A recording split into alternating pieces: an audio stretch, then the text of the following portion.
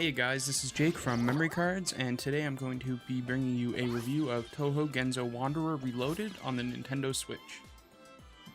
So before we get into the review here, I just want to let you guys know that we will be proceeding with that giveaway, and it looks like it's going to be the three $20 gift cards, so we'll have a link and a video up on how you can enter through there.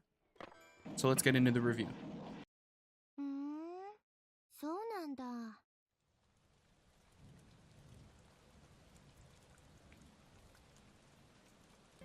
Touhou Genso Wanderer Reloaded, which I will here on out refer to as Touhou Genso, is a game based off of the Touhou Project world. Touhou Project is a series of bullet hell style games and fighting games and games kind of like Mario and Mega Man, which is developed by a single person under the guise Team Shanghai Alice. Team Shanghai Alice's first game, highly responsive to prayers, released in November of 1996. It is similar to the game Arkanoid. Touhou Genso plays nothing like the other games in the series. Firstly, it's not developed by Team Shanghai Alice. Instead, Aqua Style is at the helm of development here, with the publishing being handled by NIS America. Secondly, it has no gameplay semblance to any of the other ones in the series at all either. This one is more of a dungeon crawler and roguelike. So, Touhou Genso originally released in March 2017 on PS4. Think of the reloaded suffix as another way to rephrase Definitive Edition. The version of Touhou Genso we get on the Switch and PS4 in 2018 comes included with all previously released DLC. The new DLC added includes some additional scenarios, new characters, and more. Alongside the new DLC, there have been a myriad of gameplay improvements added to the reloaded version, like the Naito Fusion item creation system and the Gensokyo regional map being added, allowing players to instantly travel back to any base they've visited before. I have a lot of roguelike games in my library.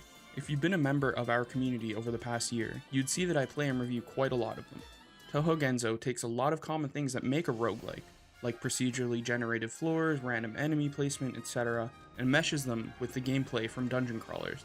The best comparison I can give is that Touhou Genso plays a lot like the Pokemon Mystery Dungeon series. In Touhou Genso, you play as Reimu Hakurai, an optimistic, curious, and loving girl. Reimu is the main protagonist of the Touhou Project series as a whole. The story of Touhou Genso starts out with the land of Gensokyo plunging into darkness as a new mystery unfolds. Reimu and friends Marisa and Sanae set out to save the world.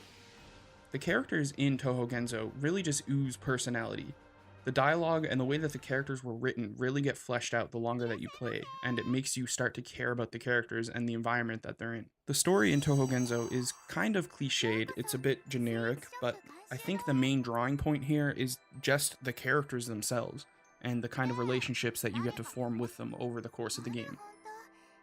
The gameplay in Touhou Genso is incredibly easy to get into, offering a lot of depth and customizability.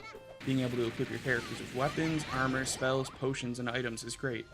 Some of the things that you equip, like armor or weapons, will actually make a little visual difference in the dungeon. The combat is incredibly simple, but does add some room for you to learn and grow. While in dungeons, every step that you take, the enemies in the room will follow suit and take their steps and do their attacks. There are quite a lot of traps and things set around the game itself, so you have to kind of watch your step. After quite a few hours of playing Touhou Genso, I'm still not entirely sure how I feel about the art style chosen here. On one hand, I really like the character designs and the surprising amount of emotion that comes through on their faces. Like the idle animation for Reimu comes to mind. It just looks so cute. And the way that the portraits come to life during cutscenes and conversations.